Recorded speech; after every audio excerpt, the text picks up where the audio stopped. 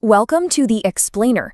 Today, we're going to break down the ASAP methodology. It's a proven framework for managing absolutely massive projects, especially when you're implementing SAP, which is one of the biggest enterprise software systems on the planet. We're going to see how this roadmap keeps these incredibly high-stakes projects from going off the rails.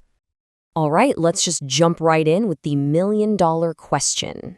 Literally, this is the thing that keeps project managers and, frankly, entire executive boards up at night. When you have a project this big, with this much money on the line, how in the world do you keep it from turning into a total disaster? Well, the answer, thankfully, is that you don't have to reinvent the wheel. You don't just, guess and hope for the best. You follow a clear, established, and seriously battle-tested path that others have already used to get to the finish line successfully. And for these big SAP projects, that roadmap is called the ASAP methodology. I want you to think of it like a GPS for a cross-country road trip. It's a detailed, step-by-step guide designed specifically to help you navigate all the unique twists and turns of putting SAP software into a huge organization. So why does everybody trust this thing? Well, the advantages are pretty straightforward. It's a transparent approach, which means everyone knows what's happening. It helps cut down on the time, the cost, and most importantly, the risks. Plus, it gets the whole team on the same page, and it keeps everyone's eyes on the actual business goals. The reason you're doing the project in the first place. So, what does this journey actually look like? Well, the ASAP methodology breaks the whole thing down into a 5-phase journey. It's a really clear step-by-step guide that takes you all the way from just an idea to a fully functioning system. Let's break them down. And here it is, the whole journey at a glance. We start with project preparation. Then we move to the supercritical business blueprint. After that comes the heavy lifting and realization, then the final preparation before launch, and finally the big moment, go live and ongoing support. It really is a complete path from A to Z. Now, what I think is so fascinating about this is how it shows where the real work happens. Because not all phases are created equal, not by a long shot. Look at that. The realization phase is an absolute beast, taking up almost half of the total project effort. This is where the plans on paper actually become a real thing. Okay, so let's zoom in on that first crucial part of the journey. Before anyone even thinks about configuring the software, you have to create a rock-solid plan. It's exactly like an architect drafting a detailed blueprint before a single brick is laid for a new building. A huge part of this planning stage is something called a gap analysis.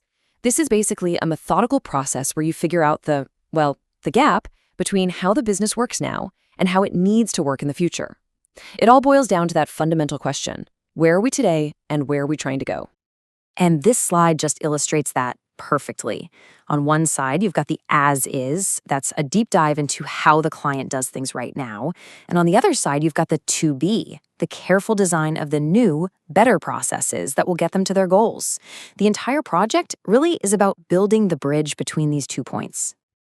Right. So once that blueprint is signed, sealed, and delivered, the marathon begins. We are now entering phase 3, realization. This is where the team really rolls up their sleeves and starts building and configuring the actual system, following that blueprint to the letter. And hey, remember that chart? This is the 45%. This is the heavy lifting, where consultants spend months and months turning those documents and diagrams into a real functional system. This is absolutely the make or break phase, where the theory of the blueprint meets the reality of getting it to work. And the work here is super methodical. It starts with what's called base configuration, getting the big foundational pieces set up for, say, finance or sales. Then you have main configuration, building out the detailed processes within those areas. And then, maybe most important, is integration configuration, making sure the sales part can talk to the finance part and the finance part can talk to the inventory part.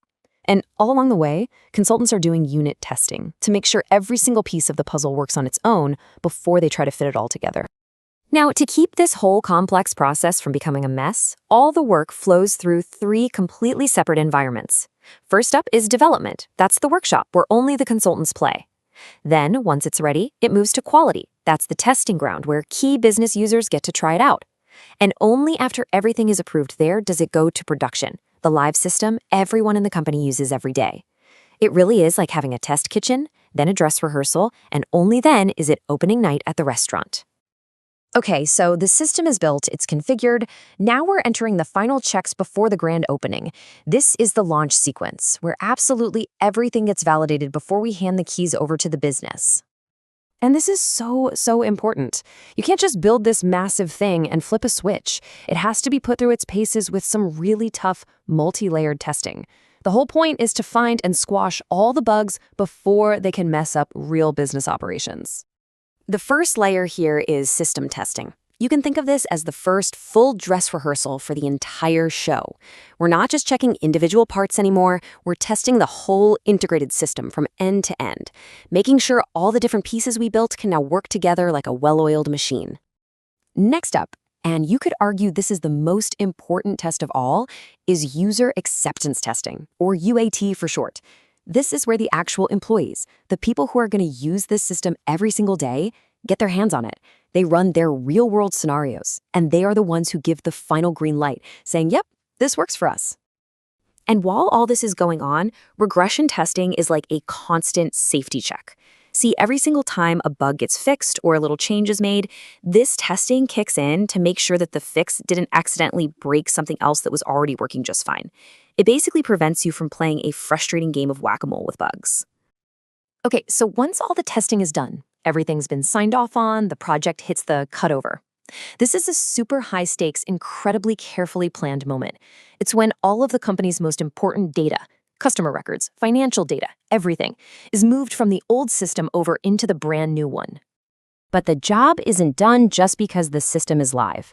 That's where an SLA, or service level agreement, comes in. This is basically a contract that spells out exactly what kind of support the business can expect for any issues that pop up after everyone's using the new system. And what's so cool about this is how it turns a vague promise of, we'll support you, into a concrete guarantee. So a P1, that's a priority 1 issue, meaning the whole system might be down, is a true crisis. According to this example, the support team is legally on the hook to respond within 30 minutes and have it fixed in 2 hours. That's real clarity and real accountability. So when you boil it all down, what's the big takeaway? It's really this. Success in projects this massive isn't about getting lucky. It's about having structure. It's about having a proven methodology like ASAP that gives you the discipline and the clear path you need to navigate what would otherwise be total chaos. And we'll just leave you with this final thought to chew on. A good plan, a structured plan like this one, it definitely takes a lot of time and money to execute. But you really have to ask yourself, what's the true cost of having no plan? What's the cost of chaos? I think you'll find it's almost always infinitely high.